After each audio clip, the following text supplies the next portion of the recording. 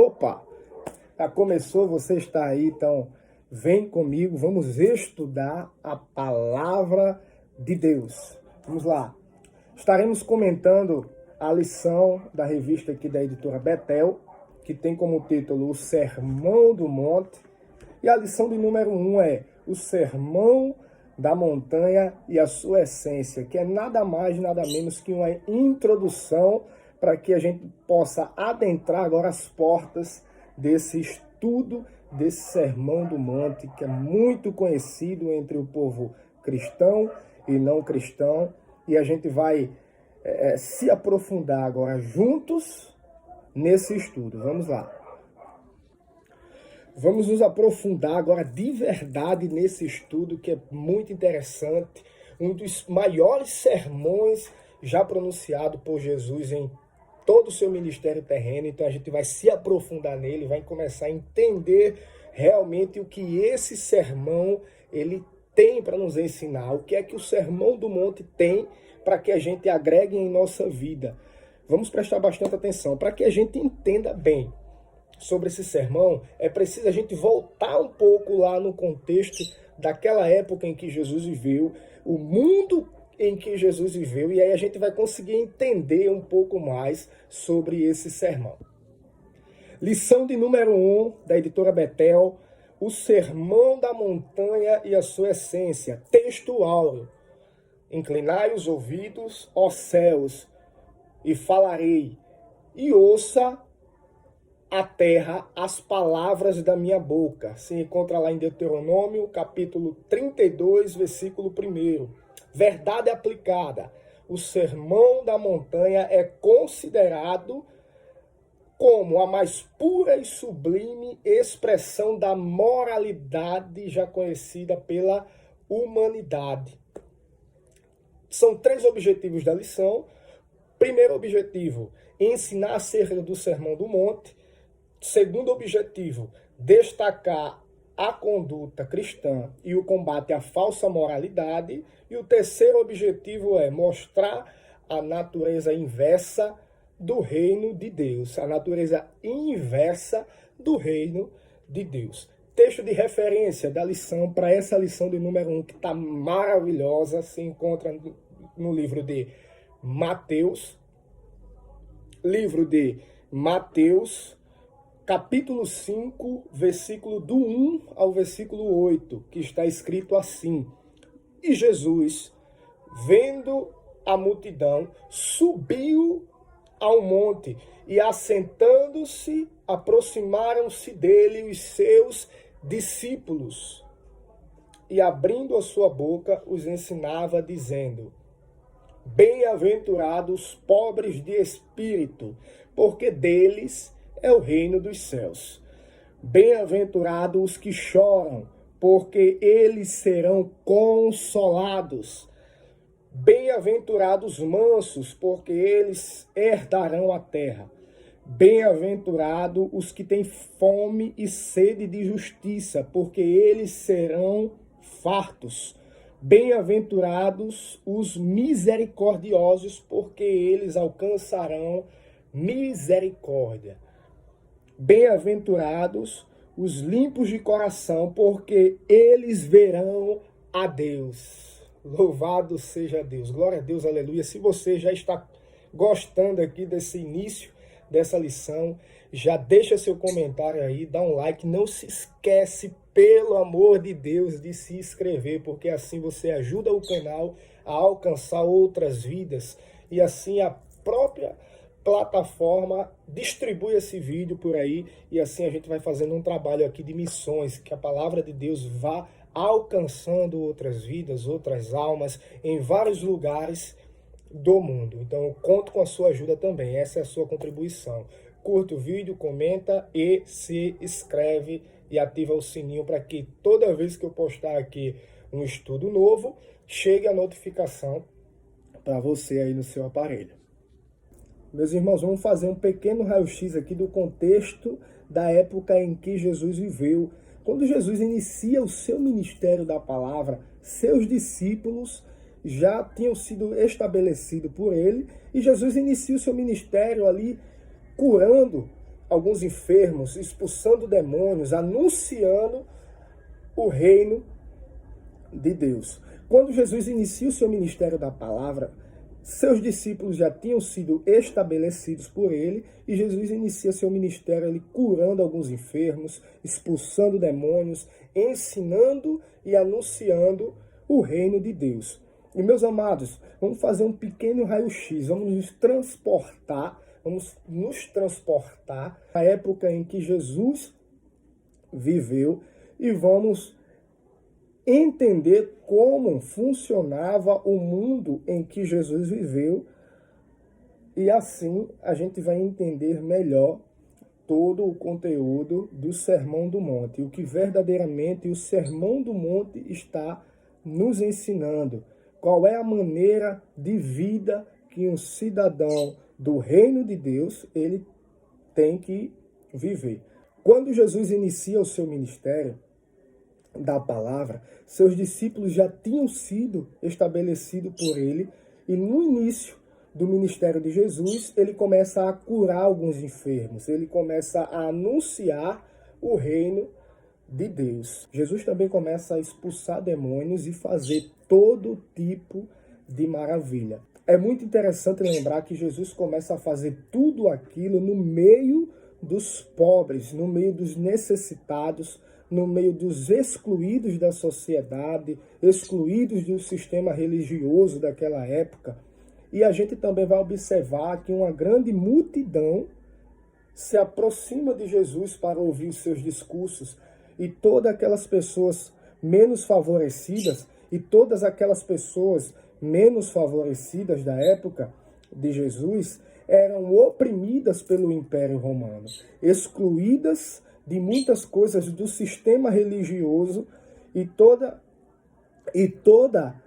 essa sociedade era oprimida pelo Império Romano, que controlava boa parte da Ásia, da África, também do norte da Europa, e toda a região em volta do Mar Vermelho, e toda a região em volta do Mar Mediterrâneo. E, meus amigos, Jesus nasce em um ambiente de grande aflição, pois o império dominava tudo naquela região, e os judeus eram perseguidos, oprimidos, e como nessa época não existiam partidos nem independência política, o que era que acontecia? Os judeus eram obrigados a fazerem o que o Império Romano queria. E uma dessas obrigações era o pagamento de altas e altas e altas taxas de impostos que o cidadão judeu tinha que pagar para o Império Romano. E além disso, a gente não pode esquecer aqui que os judeus eram liderados pela organização social interna do sistema religioso, que eram liderados pelo sumo sacerdote, depois vinham os sinédrios, que eram compostos por 70 anciãos, e abaixo dos sinédrios tinham os doutores da lei, abaixo dos doutores da lei tinha os escribas, que eram aqueles que eram responsáveis por escrever os rolos. Abaixo dos escribas vinham os agricultores, os comerciantes, os pequenos produtores. E nessa questão social a gente tem que observar, um detalhe muito interessante. Tínhamos o homem, que era o que mandava, pois as mulheres vinham logo abaixo, mas não eram contadas, não eram consideradas, não tinham voz ativa para nada. Vejam só a situação do mundo em que Jesus viveu. As mulheres eram vistas como mercadorias, não tinham direitos, não tinham voz ativa. E abaixo das mulheres vinham os homens estrangeiros, os gregos, fenícios, até mesmo romanos, que viviam naquela região, e pessoas de nações ali ao redor de Jerusalém. E essas pessoas eram muito mal vistas pelos judeus. Os judeus não gostavam dessas pessoas. E ainda abaixo desses homens de outras nações, ainda não tinham os escravizados. Olha só a situação. Tinha os enfermos, os pobres, os excluídos da sociedade. E essa classe era a mais baixa de toda a sociedade. Olha só o contexto da época em que Jesus viveu. Veja só como o sistema religioso proibiam os pobres, os necessitados, os excluídos, que eles mesmos excluíam. Os pobres não podiam frequentar a escola, e por não poder frequentar a escola, não tinham como aprender a lei, mas a própria lei dizia que maldito era aqueles que não cumpriam a lei. Então podemos observar que logo os pobres estavam sendo malditos por não cumprir a lei. Isso porque eles não tinham acesso às sinagogas. Entende? Tá prestando atenção nisso? Eles privavam a lei dos pobres e condenavam eles por não saberem a lei, sendo que eles não poderiam ir nem sequer às sinagogas, porque eram pobres. Eles privavam a lei dos pobres, dos enfermos. Então, eles só poderiam ir no templo uma vez no ano, que era para sacrificar e para ser cobrado os seus impostos. Era nesse momento aí que o Império Romano aproveitava para cobrar os impostos, e assim eles iriam sacrificar no templo, prestar o seu sacrifício a Deus no templo, porque era obrigatório pelo Império Romano fazer aquilo. Então eles iam ao templo para que o governo pudesse lucrar com a cobrança dos impostos. Então, como eu falei, que no topo desse sistema estava o sumo sacerdote, e o sacerdote que tinha feito um acordo com o Império Romano para que o povo não se revoltasse. E para evitar que acontecesse uma revolta, eles permitiam que uma vez no ano o povo fosse ao templo cultuar, e assim eles conseguiriam fechar a boca do povo. É como uma moeda de troca. Uma vez no ano eles permitiam que o povo fosse cultuar no templo, e assim o povo se mantinha calado, eles mantinham o povo calado e não gerava uma revolta. E naquela época existiam também muitas pessoas doentes, enfermas. Naquela época existiam muitas doenças que hoje em dia, graças a Deus, é controlada por vacinas que não existiam naquele tempo.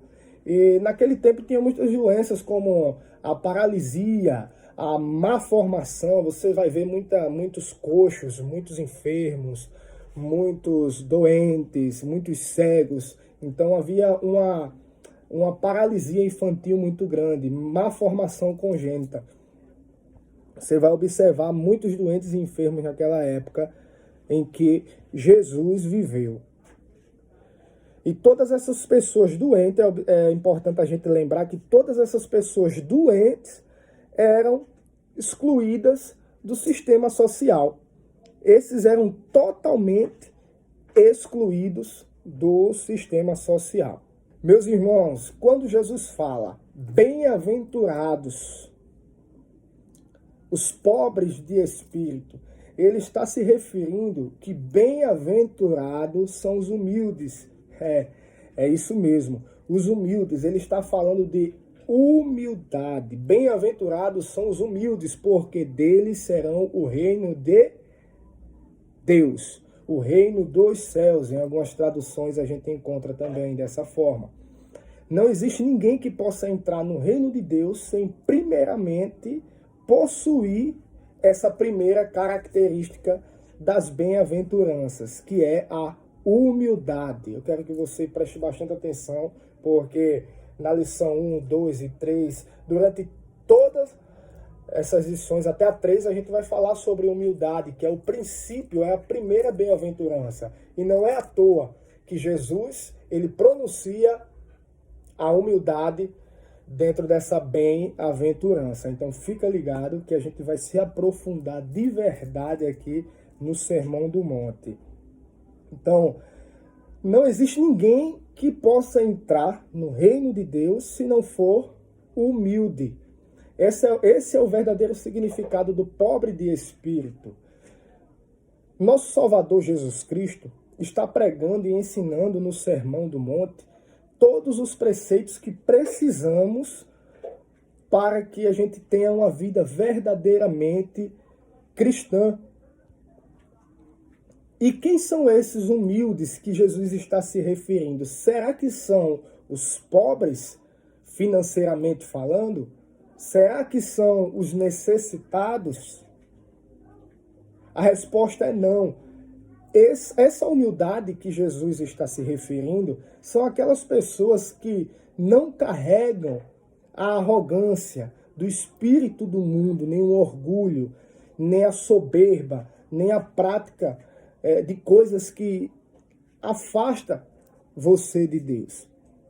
Jesus está chamando aqui o povo para um esvaziamento espiritual, aonde? Na sua própria alma, onde está concentrado os sentimentos, suas emoções, os seus desejos, tantas outras coisas também que fazem a sua carne, a sua própria carne, se inclinar para o pecado.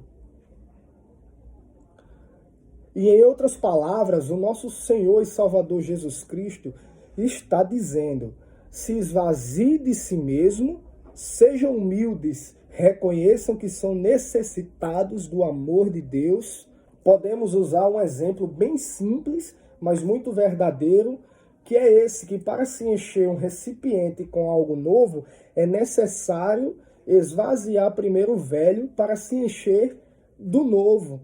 Ou seja, é preciso um esvaziamento das coisas velhas para que aconteça um enchimento de coisas novas na nossa vida. É a gente entender o que precisa ser descartado para que o novo venha nos encher. É desse jeito que Jesus está querendo passar a mensagem dessa primeira bem-aventurança. Quando ele diz que bem-aventurado são os pobres, ou seja, os humildes de espírito. Para complementar um pouco essa exposição bíblica, muitos comentaristas da Igreja Católica consideram essa passagem como uma das suas maiores autoridades, o voto de pobreza, ou seja, se desfazer de tudo que você tem por voluntariedade e se fazer pobre para entrar no reino de Deus. Mas Jesus está falando aqui nessa primeira aventurança é sobre desfazer do orgulho, se fazer humilde, se desfazer da soberba, sabe? Se fazer humilde, de humildade espiritual e não material. Pode sim um rico ser humilde e um pobre não ser humilde. Isso é relevante. Concordam comigo? A gente pode encontrar um rico muito humilde e um pobre que não tem humildade. E vice-versa. Né? Então, só os humildes alcançarão o reino de Deus. Vamos para o tópico 1 da lição. Conhecendo o Sermão da Montanha. Um dos principais escritores cristãos, teólogo e filósofo Agostinho, escreveu em uma de suas obras que no Sermão da Montanha podemos encontrar tudo que a gente precisa para ter uma vida cristã da forma correta. Então, a gente já começa aqui a pegar uma chave aqui muito importante aqui dentro do Sermão da Montanha, que dentro do Sermão da Montanha temos tudo que a gente precisa para viver uma vida verdadeiramente cristã. Então, Agostinho ele fala que no Sermão da Montanha encontramos tudo o que precisamos para entender qual é a forma correta que Deus quer que a gente se comporte aqui nesse mundo. Dá um glória a Deus, aleluia aí nos comentários. Vai sair aqui algumas perguntas, então fica atento, né? Não vou responder, eu vou deixar no ar as perguntas aqui. E aí vocês respondem aí nos comentários e depois eu interajo com vocês e mostro aqui a resposta correta. Então, se você entender o Sermão da Montanha e praticar, o Sermão da Montanha na sua vida, você vai estar cumprindo toda a Bíblia, é isso mesmo. Então, procure ler completamente, estudar, entender e praticar na sua vida, que você vai estar vivendo uma vida corretamente, da forma certa, que o nosso Senhor e Salvador, Criador de todas as coisas, Ele quer que a gente viva. Então vamos dar continuidade ao estudo da lição aqui, Betel. Está uma maravilha essa nova lição, esse novo trimestre, o Sermão da Montanha. Então fica ligado, vamos nos aprofundar mais um pouco. 1.1, subtópico 1.1, que diz o seguinte: o caráter do sermão.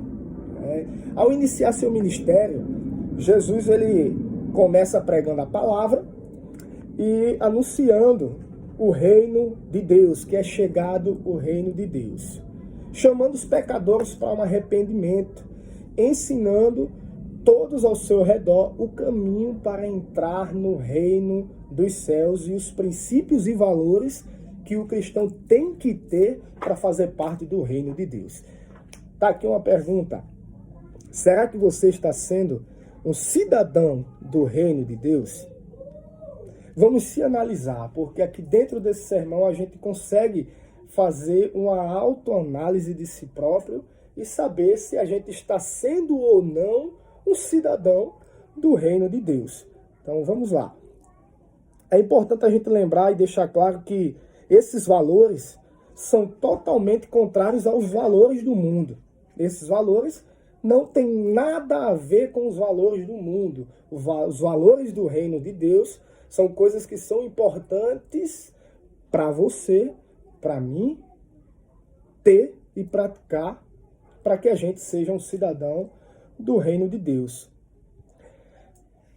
E é necessário ter uma escolha. Não dá para ficar no meio termo, não dá para você ficar indeciso. Ou você escolhe os valores do mundo, deste mundo, ou você escolhe os valores do reino de Deus. É preciso também se adaptar a esses valores e princípios do reino de Deus. É preciso de uma escolha, você precisa ter uma decisão. Quais são esses valores? Quais são esses valores do mundo e quais são os valores do reino de Deus? Presta bastante atenção, eu vou mostrar aqui os valores do mundo e os valores que você precisa para alcançar o reino de Deus. No mundo, nesse mundo que a gente vive, nesse mundo em que vivemos, a gente pode observar que quanto mais o homem é temido, é perigoso, mais respeitado ele é. Né? Aí Jesus vem através do Sermão do Monte e diz: ei, tem que ser manso, rapaz. Tem que ter mansidão. Tem que ser manso.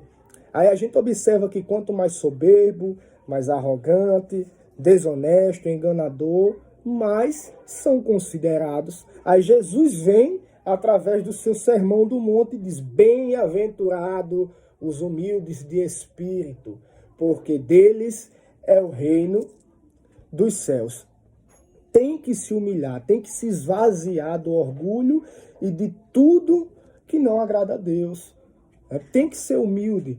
E como vamos saber o que agrada a Deus?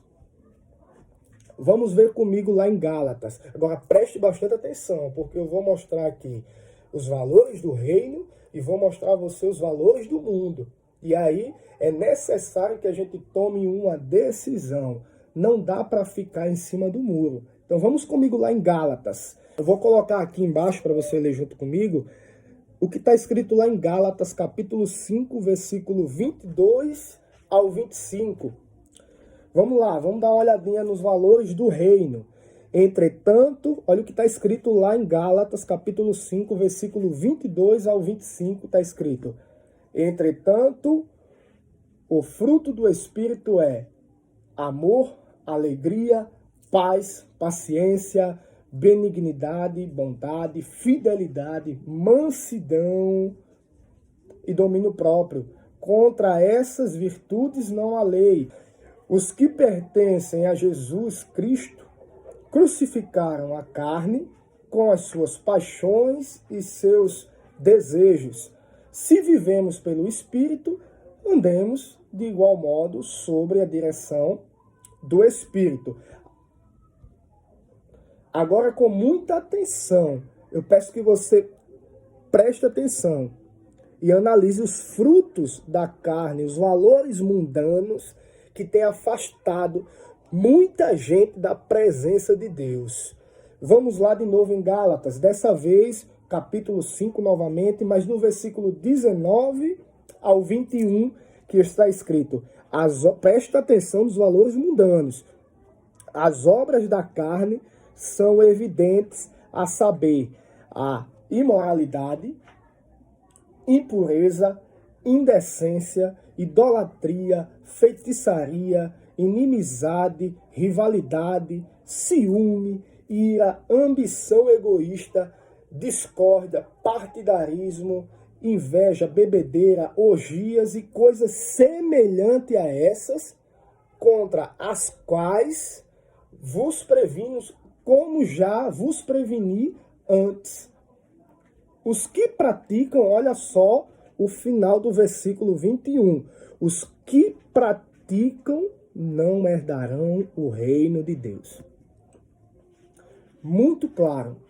Então, é necessário uma escolha. Para ser cidadão do reino, precisa se adaptar às leis, o comportamento, o caráter que é preciso ter para fazer parte do reino de Deus.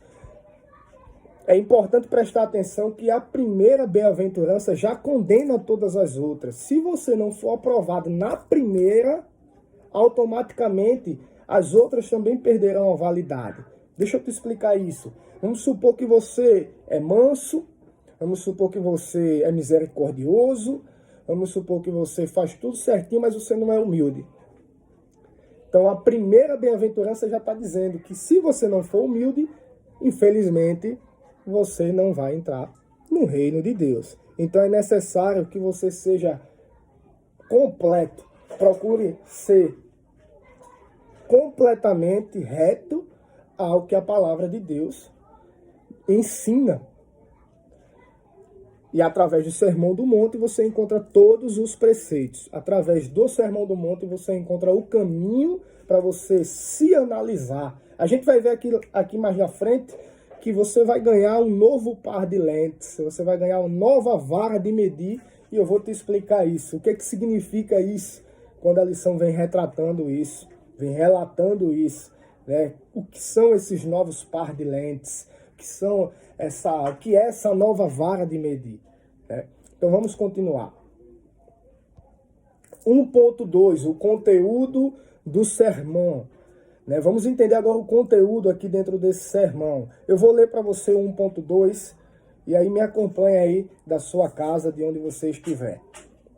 O conteúdo do sermão. Mateus destaca 3 capítulos para descrever as palavras mais significativas proferidas por Jesus do alto do monte. O monte das bem-aventuranças.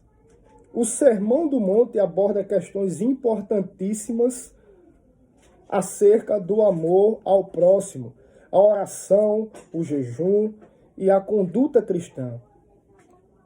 Muito do que é abordado nas cartas e epístolas podemos encontrar nestes 3 capítulos. O Sermão da Montanha é muito esclarecedor acerca da justiça de Deus e como ele deseja que os seus seguidores se comportem neste mundo. Irmãos, no Sermão do Monte tem detalhes importantíssimos referente à maneira em que os seguidores de Jesus Cristo devem viver. E também vai tratar muito de assuntos como o amor ao próximo, a humildade, o jejum, sobre toda a conduta cristã. Posso dizer até que se você entender o Sermão do Monte e colocar em prática, como eu já falei, você vai estar cumprindo toda a Bíblia. Novamente eu venho falando isso aqui para você. Vamos lá para 1.2, o local do sermão. Mateus menciona que Jesus sobe ao alto do monte e começa a ensinar seus discípulos e aqueles que estavam ao seu redor. Por que uma montanha? Já deixo aqui para você essa pergunta. Por que uma montanha? Por quê? Jesus sobe a uma montanha para poder pronunciar o Sermão do Monte, ao observar aquela multidão. Porque ela tem um significado muito importante. Já respondendo, ela tem um significado muito importante para os seus ouvintes. Com muita frequência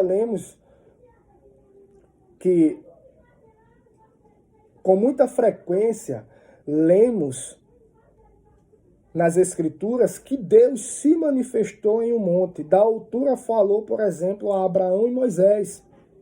Aqui se vê claramente que Jesus não é apenas um profeta que seria levantado como Moisés. Embora esteja no sentido de guiar o povo para fora da escravidão e do pecado e da morte, para a verdadeira terra prometida. Mas é o próprio Deus, sim, a lição vem relatando aqui que é o próprio Deus.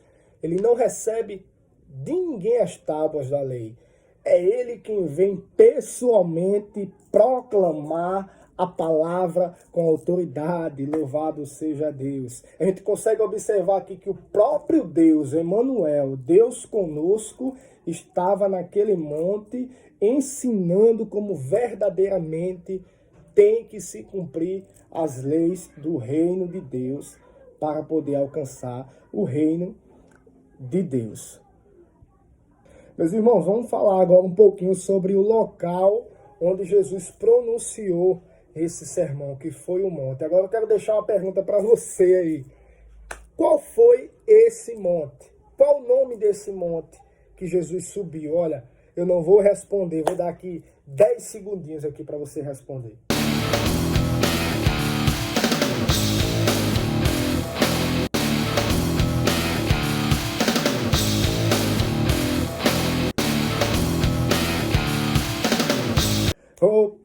Um pouquinho, mas vamos continuar. Eu não vou responder, deixa aqui nos comentários a sua resposta. Qual foi o nome do monte em que Jesus subiu para pronunciar o sermão da montanha? Essa é a pergunta que eu deixo para você e sua família, para o seu lar. Respondam e depois eu interajo com vocês aqui nos comentários também. Mas por quê? Por que uma montanha? Podemos observar que Mateus menciona que tinha uma grande multidão, certo? Tinha uma grande multidão. Se a gente observar, ficaria melhor para Jesus pronunciar para todos o Sermão do Monte, os seus ensinamentos, pois tinha uma multidão e Jesus, indo para um local mais alto, assim conseguiria falar melhor e assim todo mundo conseguiria lhe ouvir. Tópico 3, a natureza do reino de Deus. Está escrito assim: o sermão da montanha foi descrito como a mensagem mais poderosa que foi pregada. A multidão ficou admirada com a maneira em que Jesus ensinava e com a sua autoridade de transmissão da doutrina. Olha só aqui a lição retratando a autoridade moral de Jesus, pois não tinha como ninguém pegar Jesus e dizer: Ei, você está ensinando uma coisa e você está fazendo outra. Não tinha condições, Jesus não deixava brecha nenhuma para isso, porque ele tinha autoridade moral. E é essa autoridade que a gente também tem que ter. Quando Jesus ele fala lá no sermão, no seu Sermão do Monte, ele fala que a palavra do servo de Deus, a palavra do crente é sim, sim, não, não. O que passa disso é procedência maligna. Então assim a gente também tem que ter autoridade moral, cumprir com aquilo que a gente prega, cumprir com aquilo que a gente fala, cumprir com aquilo que a gente ensina. 3.1, um novo sistema de valores. A abertura do sermão soa familiar para muitos. Todavia, a ideia de Jesus acerca das bênçãos é totalmente diferente do que muitos de nós imaginamos. Jesus nos oferece uma nova vara de medir. um novo par de lentes para que a gente possa enxergar melhor, um novo sistema de valores ao revelar o reino dos céus. Para entender essa bênção, precisamos compreender os valores do reino. Valores que parecem não ter sentido são ensinados por ele. Se perguntarmos a Jesus o que é uma vida abençoada, em sua perspectiva, suas respostas nos surpreenderão, porque todas elas apresentam uma natureza diferente das regras desse mundo em que vivemos. Para ilustrar a natureza desse reino, Jesus começa afirmando que a felicidade de Deus vem para aqueles que reconhecem que são pobres. O que é que você consegue entender com isso? Eu vou expressar aqui o que eu entendo com isso. O que Deus fala ao meu coração através dessa lição abençoada, lição aqui da editora Betel, a lição que a gente está estudando aqui na congregação nesse trimestre. E a gente está aqui no 3.1, um novo sistema de valores. A abertura do sermão soa familiar para muitos, todavia a ideia de Jesus acerca das bênçãos é totalmente diferente do que nós imaginamos. Jesus oferece uma nova vara de medir, um novo par de lentes. O que é que eu entendo aqui com isso? Vamos prestar atenção. Através do Sermão do Monte, a gente começa a ter agora uma nova vara de medir. Medir o quê? Um novo par de lentes para enxergar. Enxergar o quê? A nova vara de medir, para medir a nós mesmos, medir as nossas atitudes, nos analisar, fazer uma autoanálise. E o novo par de lente para enxergar verdadeiramente como se deve viver uma vida cristã. Então, a gente encontra em todo o Sermão do Monte valores que são contrários aos valores do mundo. Valores que a gente precisa ter para alcançar o reino de Deus, o reino dos céus. E sem esses valores é impossível agradar a Deus. Então a gente precisa ter esses valores. Então quando Jesus ele nos dá um novo par de lente, uma nova vara de medir, é para que a gente se baseie nos ensinamentos e traga para a nossa vida, para que a gente coloque também em prática tudo aquilo que a gente está aprendendo aqui no nosso dia a dia, com o estudo da palavra. A gente está aprendendo a forma correta que Deus quer que a gente se comporte. Então a gente vai ver aqui que para entender essa bênção, precisamos compreender os valores do reino. Valores que parecem não ter sentido, são ensinados por eles. Quais são esses valores? Vamos prestar atenção em um. Quando Jesus fala no Sermão do Monte que se o teu olho ele tropeçar, arranca-o e joga fora. Se a gente parar para observar, não tem sentido com os valores do mundo que a gente está vivendo. E tem pessoas que chegaram até a fazer isso, interpretaram de maneira errada e arrancaram realmente o seu olho e jogaram, porque tem dizendo assim na palavra que é melhor você perder um membro e alcançar o reino de Deus do que todo o corpo ser lançado fora. Mas quando Jesus fala isso, ele está falando de uma mudança radical, uma atitude radical, uma forte mudança radical para que você mude. Porque se você está observando que certo costume está te afastando de Deus, muda radicalmente. A expressão da palavra para dar um sentido mais forte. Arranca teu olho, lança fora. É melhor tu perder um membro do que o teu corpo todo e junto ser lançado no inferno. Então, a gente precisa analisar as escrituras porque várias coisas que são ensinadas, comparado aos sentidos deste mundo, parece não ter sentidos. Então, a gente precisa entender melhor. A gente precisa se aprofundar melhor para entender o que realmente a palavra está querendo nos ensinar. Vamos para o 3.2, que diz o seguinte: uma nova harmonia produzida pelo Espírito Santo. As bem-aventuranças formam uma matriz para o desenvolvimento espiritual, onde ocorre a transformação pessoal e se estende até a plenitude de Cristo. Representa um crescimento espiritual contínuo que determina e destaca os elementos chaves da maturidade espiritual, pelos quais podemos examinar nosso progresso.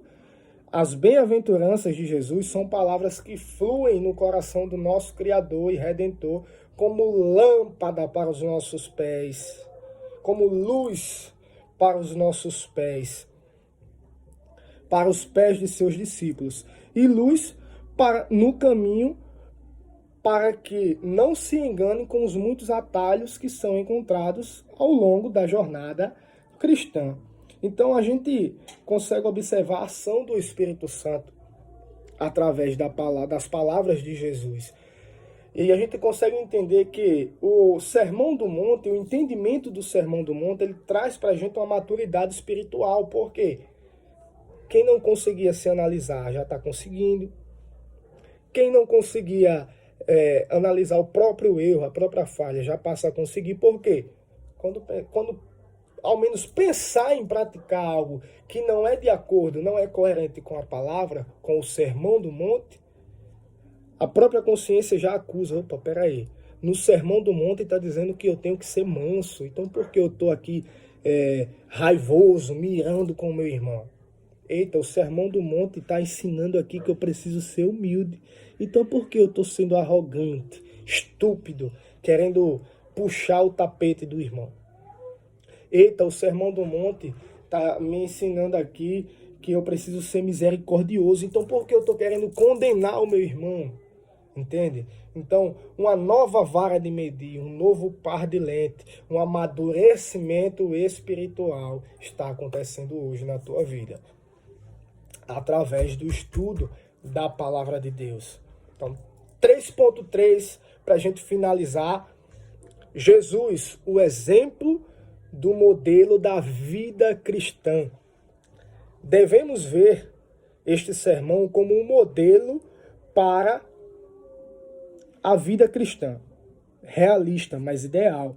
Apesar do Sermão da Montanha nos dar o ideal do discipulado, essa meta se apresenta dentro de uma compreensão realista da vida humana diária, que será transformada pela participação da vida da nova aliança. A nova aliança que Jesus inaugura inclui tanto o perdão dos pecados, quanto a transformação de vidas, a partir da regeneração, continuando no crescimento espiritual, produzido pelo Espírito Santo. Embora o Espírito Santo não seja mencionado explicitamente, abertamente, no sermão, como inaugurador messiânico do reino de Deus, ungido pelo Espírito, Jesus exemplifica o tipo de vida capacitada pelo Espírito Santo para viver o ensino radical expresso no Sermão da Montanha. A gente consegue encontrar tudo, meus irmãos. Tudo que a gente precisa para ter uma vida reta diante de Deus. Todos os ensinamentos, o mapa completo para que a gente possa seguir rumo àquele grande dia, onde a gente vai se encontrar com o nosso Senhor, no Sermão do Monte. A gente consegue encontrar todos os preceitos que a gente precisa para ter uma vida corretamente cristã.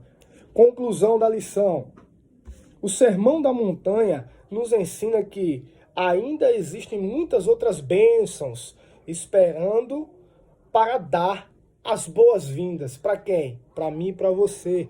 No Sermão do Monte, a gente entende que ainda existem muitas outras bênçãos para nos dar as boas-vindas. Acima de tudo, elas apontam para aquele que encarna cada uma de suas letras, ou seja, a bênção corre atrás de você.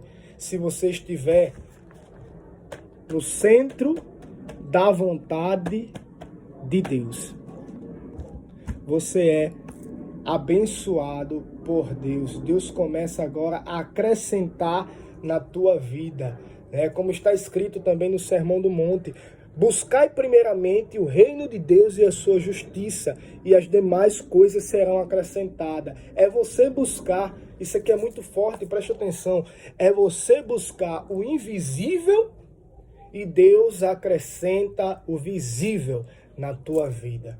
Então, fica com Deus, aqui a gente encerra mais uma lição, fica de olho na próxima, não esquece, eu conto com a sua ajuda, com a sua contribuição. Qual é a sua contribuição para que esse canal cresça e alcance outras vidas? Curte o vídeo, comenta, se inscreve no canal e ativa o sininho. São 4 contribuições. Você se inscreve, você ativa o sino, curte o vídeo e deixa um comentário lá, um glória a Deus, aleluia. Que Deus abençoe poderosamente a tua vida com essa tua contribuição que tu vai fazer, porque vai ajudar de verdade o canal crescer e a palavra de Deus alcançar outras pessoas. É um projeto de missão. Você vai estar sendo um missionário de Deus fazendo isso, porque com essa atitude o próprio YouTube lança esse vídeo para outras plataformas, onde outras pessoas vão estar vendo a palavra de Deus e vai estar escutando a palavra de Deus também sendo pronunciada dentro dos lares dessas pessoas. Então, um abraço, fica com Deus, e a gente vai vir aqui com melhorias para te ajudar. E você, professor, professora, superintendente da escola bíblica dominical aí da sua igreja, da sua cidade, da tua congregação, eu vou estar deixando aqui nos comentários aqui o meu contato. Entra em contato, porque eu vou passar slides, eu tenho aqui materiais que vai te ajudar, vai te auxiliar na tua aula aí, na tua igreja, com os teus alunos, material didático para ajudar no desenvolvimento da aula, plano de aula. Então vem comigo, curta o vídeo. Muito obrigado, Deus abençoe a sua vida. E nesse momento eu quero fazer uma oração para a gente finalizar, agradecendo a Deus por esse momento especial, para que Deus abençoe cada vez mais a sua vida. Orem comigo. Senhor, meu Deus e meu Pai, obrigado por esse momento, meu Deus, aqui ministrando essa aula. Senhor, nos ajuda a entender cada vez mais a Tua palavra. Espírito Santo de Deus, nos dá discernimento, nos dá profundidade no ensinamento da Tua palavra, Senhor, pois a Tua palavra nos conduz da maneira correta, nos ajuda a entender. Senhor, abençoa cada uma dessas pessoas que estão assistindo esse vídeo, Pai, faz com que elas entendam e também, junto comigo, amadureçam espiritualmente dentro da palavra, Senhor. Abençoa o lar, a família de cada um, abençoa a vida financeira, meu Deus, abençoa no trabalho, abençoa o ministério de cada uma dessas pessoas, Pai. Que esse vídeo, ele entre como um canal de bênção na casa de cada um. É isso que eu te peço, Senhor, desperta o teu povo para o ensinamento da tua palavra. Em nome de Jesus Cristo, eu te agradeço. Amém. Fica com Deus, um abraço, Deus abençoe a tua vida. Tchau, tchau, até a próxima.